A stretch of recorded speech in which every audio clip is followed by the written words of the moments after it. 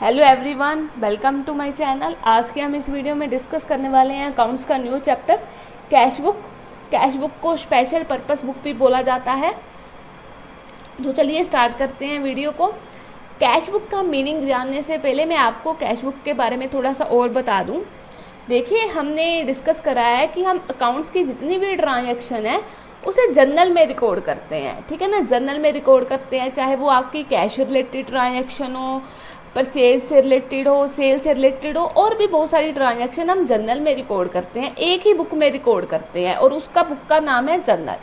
अब देखिए, अगर हम सारी ट्रांजैक्शन को एक ही बुक में रिकॉर्ड करेंगे तो इससे क्या होगा, हमारा थोड़ा सा काम जो है ना वो उलझ जाएगा, हमें चीज़ों को ढूंढने में मुश्किल होगी। अगर हमें कोई कैश से रिलेटेड ट्रांजैक्शन ढूंढनी है तो हमें जर्नल को प्रॉपर देखना पड़ेगा, अगर सेल से रिलेटेड देखनी है तो भी जर्नल को प्रॉपर देखना पड़ेगा। यानी कि एक ही बुक को हमें बार बार देखना पड़ेगा कि अगर हम एक ही जगह पर ट्रांजैक्शंस को रिकॉर्ड कर देंगे।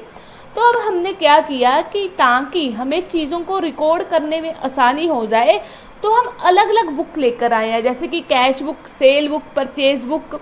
ठीक है ना, और भी बुक होती हैं हमारे पास, जैसे सेल रिटर्न, परचेज रिटर्न। ठीक है, तो अलग अलग बुक को लेकर आए ताकि इस अलग अलग बुक में हम अलग अलग ट्रांजैक्शंस को रिकॉर्ड कर पाएँ। यानी कि एक ही जगह पर हमें ट्रांजैक्शन रिकॉर्ड करने में मुश्किल होती है, तो हमने क्या किया कि अलग अलग बुक ले आते हैं, यहाँ पर अलग अलग ट्रांजैक्शंस को रिकॉर्ड किया जाएगा ताकि हमें उन्हें ढूंढने में आसानी हो जाए।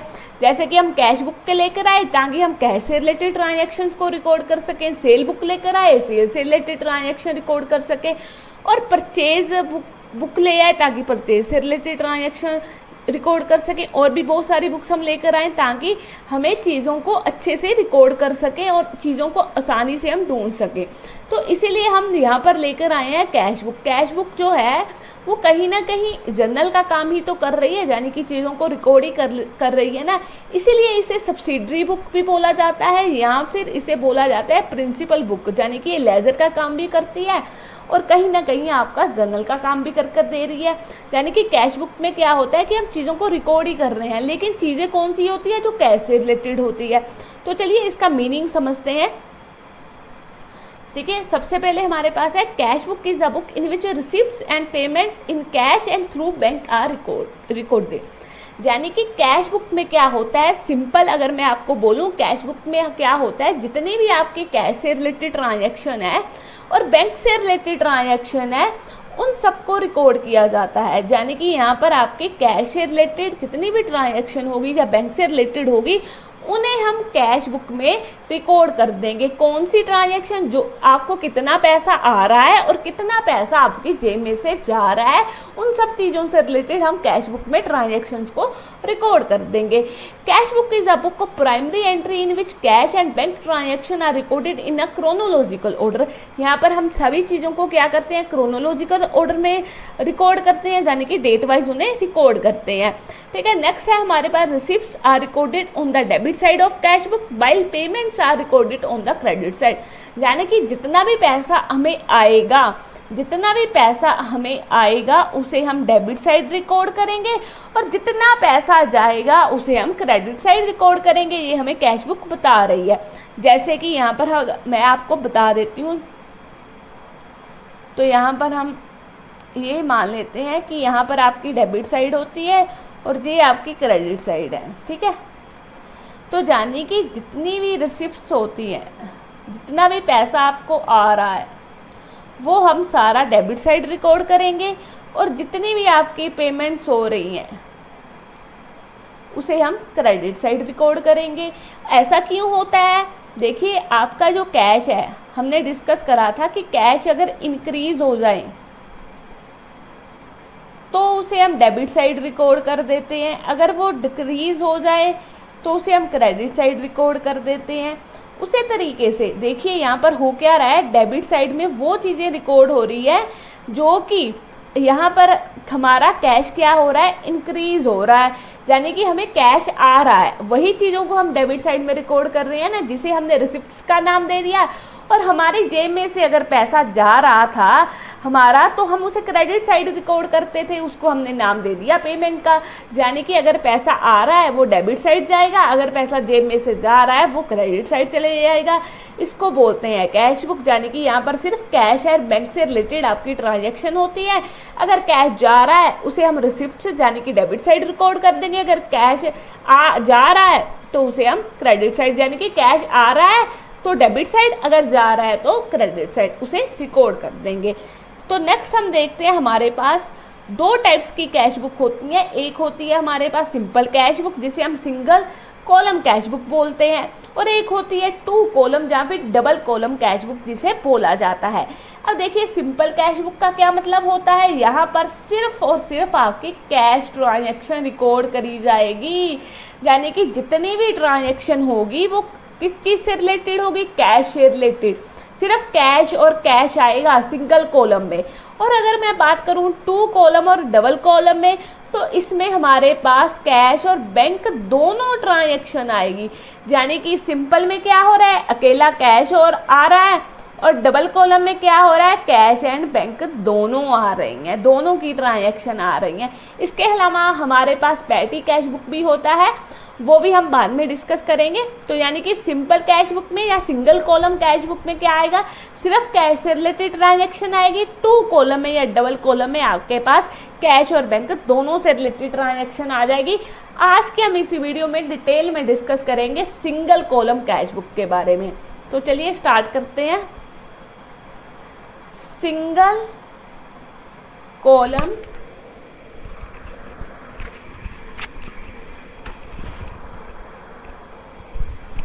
सिंगल कॉलम कैश बुक, ठीक है। तो इसका सबसे पहले हम देखेंगे कि फॉर्मेट कैसे बनाते हैं, ठीक है। तो फॉर्मेट देखते हैं, इसका फॉर्मेट कैसे बनाते हैं, ठीक है। यहाँ पर आ जाएगा आपका डेट, पर्टिकुलर, LF यानी कि लेजर फोलियो, आपकी अमाउंट, डेट, पर्टिकुलर, LF और अमाउंट। ये होता है आपका कैश बुक का फॉर्मेट। यहाँ पर आपकी डेबिट साइड होगी और यहाँ आपकी राइट साइड क्रेडिट साइड होगी। और डेबिट साइड क्या लिखना है, हमारी सारी रिसिप्ट्स, यानी कि कितना पैसा आ रहा है, इस तरफ सारी की सारी पेमेंट, जितना पैसा जा रहा है। तो ये इसका सिंगल कॉलम कैश बुक का फॉर्मेट होता है, ठीक है। तो चलिए अब हम इसे समझते हैं। तो हम यहाँ पर एक एग्जाम्पल करेंगे, ठीक है, कि कैसे सिंगल कॉलम कैश बुक को किया जाता है। सबसे पहले यहाँ पर हम लिख लेते हैं अप्रैल 1 को मेरे पास है कैश इन हैंड, यानी कि ये मेरा ओपनिंग बैलेंस हुआ। तो ये है मेरा ₹25,000। अप्रैल 2 को cash sales 2 lakh. April 4 wages paid in cash, ठीक है। तो कितनी है, 20,000, ठीक है। नेक्स्ट है मेरे पास, ये था अप्रैल 4, अप्रैल 20 अप्रैल को है पेड कैश फॉर रिपेयर्स,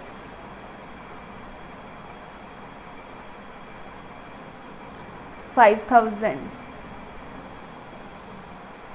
अप्रैल 21 को है goods are purchased in cash, 15,000। Next है अप्रैल 28 को purchased goods on credit from Vikas ₹10,000। तो ये मैंने एक एग्जांपल ले ली है। अब इसको हम सोल्व करेंगे कि सिंगल कॉलम कैश बुक में इसको कैसे सोल्व किया जाता है। सिंगल कॉलम कैश बुक, ठीक है। तो इसका हम फॉर्मेट बना लेते हैं, ठीक है। फॉर्मेट आपको बनाना मैंने सिखा दिया है, ठीक है। तो इसका बना लेते हैं फॉर्मेट।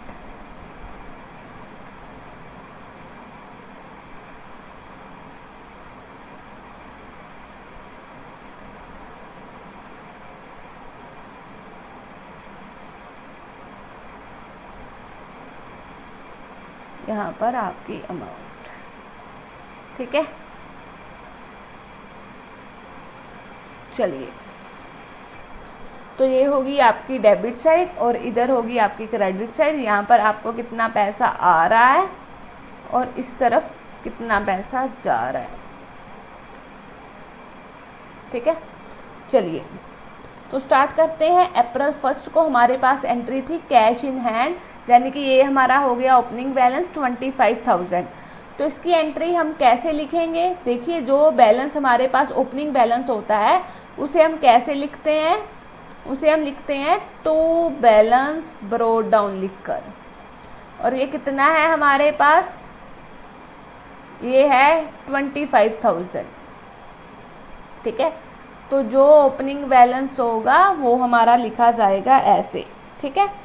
तो नेक्स्ट हमारे पास है कैश सेल अप्रैल 2 को 2 लाख की। तो यहाँ पर क्या हो रहा है? हमने सेल करी है, ठीक है। सेल करी है 2 लाख की, ठीक है। यानी कि जेब में क्या हो रहा है? पैसा आ रहा है या जा रहा है? आ रहा है, ठीक है ना। सेल कर दी, किसी को सामान बेच दिया, उसने बदले में पैसा दे दिया, तो पैसा आ रहा है। तो इसको कैसे लिखेंगे? टू सेल अकाउंट, कितना? 2 लाख का, ठीक है। तो नेक्स्ट देखते हैं हमारे पास क्या है। अप्रैल 14 बेजिस पेड इन कैश ₹20,000। यानी कि यहाँ पर मैंने क्या किया? बेजिस को पे कर दिया, मेरी जेब में से कैश निकल गया, मैंने किसी को पैसा दे दिया 20,000 रुपया।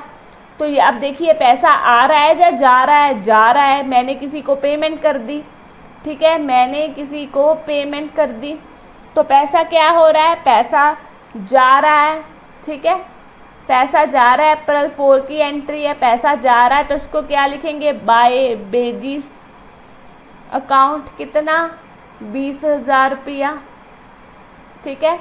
तो नेक्स्ट देखते हैं पेड कैश फॉर रिपेयर्स ₹5,000। यानी कि मैंने क्या किया? कैश फिर दे दिया रिपेयर के लिए, जेब में से पैसा निकाल कर दे दिया। तो यहाँ पर क्या होगी? पेमेंट होगी, पेमेंट होगी। जेब में से पैसा जा रहा है, अप्रैल 20 की एंट्री बाय रिपेयर अकाउंट, कितना था? 5,000 रुपीज। नेक्स्ट देखिए अप्रैल 21 की entry goods are purchase in cash ₹15,000। यानी कि यहाँ पर मैंने क्या किया? गुड्स परचेज करी है, कैसे? कैश में, यानी कि जेब में से पैसा गया। अब मैंने कोई सामान खरीदा है, कोई मुझे फ्री में तो देगा नहीं, तो पैसा देना पड़ेगा। तो पैसा दिया है यहाँ पर, इसी के बदले में गुड्स आई है ना। Goods are purchase in cash ₹15,000, ठीक है। तो अप्रैल 21 की एंट्री आ जाएगी बाय परचेज अकाउंट, कितना? 15,000, ठीक है। अब देखिए लास्ट आपके पास एंट्री है purchase goods on credit from Vikas ₹10,000। अब आप मुझे ये बताइए, मैंने आपको पहले ही बता दिया कि जब भी हम सिंगल कॉलम कैश बुक की बात करेंगे तो आपको एक ही चीज़ ध्यान में रखनी है कि यहाँ पर जो ट्रांजैक्शन आपकी रिकॉर्ड करी जाएगी वो सिर्फ और सिर्फ कैश से रिलेटेड ही होगी, यानी कि सिर्फ कैश ही आएगा। कैश ट्रांजैक्शन ही रिकॉर्ड करेंगे। तो यहाँ पर मैंने गुड्स परचेज करी है विकास से क्रेडिट में 10,000 की, क्या मैं इसकी एंट्री डालूं अपनी पेमेंट में कि मैंने तो गुड्स परचेज करी है? क्या डालनी चाहिए मुझे एंट्री पेमेंट साइड में? नहीं, ये एंट्री नहीं आएगी पेमेंट साइड में। क्यों नहीं आएगी? क्योंकि यहाँ पर मैं गुड्स परचेज कर रही हूँ क्रेडिट में, मैंने कोई यहाँ पर कैश किसी को दिया नहीं है, ना ही मुझे आ रहा है। अगर यही मैंने किसी को सेल करी होती गुड्स, वो भी क्रेडिट में, अगर परचेज की जगह सेल होता, क्या वो एंट्री आती? नहीं आती, क्योंकि यहाँ पर कैश का तो लेन देन हो ही नहीं रहा है। मैंने किसी से गुड्स परचेज करी है उधार और किसी को सेल करी है वो भी उधार, तो क्या आएगी कैश बुक में? नहीं आएगी, क्योंकि हमने तो यहाँ पर ये पढ़ा है ना कि यहाँ पर सिर्फ कैश से रिलेटेड ट्रांजैक्शन आएगी, तो यहाँ पर ये एंट्री आपकी नहीं आएगी। ठीक है, तो ये आपको ध्यान में रखना है। ऐसी आपको बहुत सारी एंट्री एग्जाम में दी जाएगी कंफ्यूज करने के लिए, तो ये आपकी नहीं आएगी। क्यों? क्योंकि यहाँ पर क्रेडिट पर आप किसी से सामान परचेज कर रहे हो। तो ये आपका क्वेश्चन सोल्व हो गया। तो यहाँ पर हम करेंगे इसका टोटल। जब भी आपको टोटल करना है तो यहाँ पर 2 लाइंस आप लगा लीजिए नीचे, चाहे वो लेजर हो चाहे कोई भी बुक हो आपकी। तो यहाँ पर हमने करा था कि जो साइड का टोटल ज़्यादा होगा डेबिट साइड का या क्रेडिट साइड का, उसको देख लेंगे। जो साइड का टोटल ज़्यादा होगा उसको यहाँ पर लिख ले लेंगे। तो यहाँ पर डेबिट साइड का ज़्यादा है या क्रेडिट साइड का? डेबिट साइड का, तो लिख लेते हैं 2,25,000। और दोनों साइड में हम लिख लेंगे। ठीक है, दोनों साइड का टोटल लिख लिया। अब चीज़ों को बैलेंस करना पड़ेगा। अब देखिए यहाँ पर तो बैलेंस कम है, तो चीज़ों को बैलेंस कौन सी डेट को करते हैं? अप्रैल 30 को। तो उसको लिखते क्या है? By balance carry down. तो ये 2,25,000 है, उसमें से इन सबको माइनस कर देते हैं। तो ये कितना है आपका? ये बन रहा है आपका 40,000। तो 2,25,000 से 40,000 माइनस कर दीजिए, आपका बैलेंस आ जाएगा। कितना आएगा? ठीक है, तो ये बन जाएगा आपका 1,85,000। 2,20,000 है, उसमें से 40,000 माइनस कर दिया तो 1,85,000 हमारा बैलेंस आ गया, जिसको मंथ की लास्ट डेट में हम बैलेंस कर देते हैं। क्या लिखकर? बाय बैलेंस कैरी डाउन लिखकर। ठीक है, सबसे पहले टोटल करना है, टोटल करने के बाद बैलेंस फाइंड आउट करना है। तो ये होती है हमारी सिंगल कॉलम कैश बुक, या फिर आप बोल सकते हो कि यहाँ पर क्या होता है कि सिंपल कैश बुक, इसको और बोल देते हैं सिंपल कैश बुक या फिर single cash column cash book. तो यहाँ पर हम ट्रांजैक्शन रिकॉर्ड करते हैं सिर्फ और सिर्फ कैश से रिलेटेड। ठीक है, कैश ही यहाँ पर रिकॉर्ड किया जाता है और क्रेडिट की ट्रांजैक्शन रिकॉर्ड नहीं करी जाती हैं। ठीक है ना, ये आपको ध्यान रखना है जब हम सिंगल कॉलम की बात करेंगे। ठीक है, तो हमने सीख लिया है कि सिंगल कॉलम को कैसे बनाते हैं, कैसे इसका क्वेश्चन किया जाता है। ठीक है, तो आज हम सिंगल कॉलम ही करेंगे, नेक्स्ट वीडियो में हम डबल कॉलम करेंगे। तो आज की वीडियो में इतना ही। अपने फ्रेंड्स के साथ शेयर करें और कमेंट कर ज़रूर बताएं आपको ये वीडियो कैसी लगी। मिलते हैं अपनी नेक्स्ट वीडियो में। Thank you.